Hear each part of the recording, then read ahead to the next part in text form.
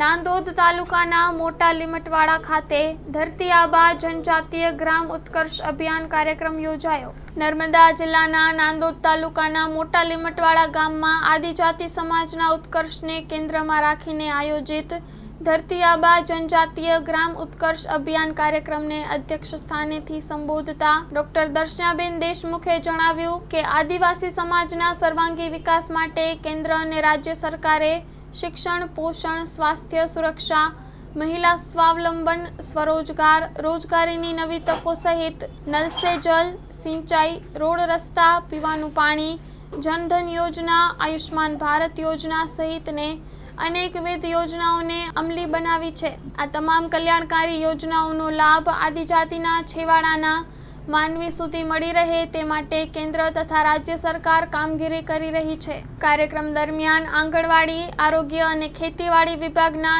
નિદર્શન કેમ્પનું પણ ડોક્ટર દેશમુખે નિરીક્ષણ કર્યું હતું।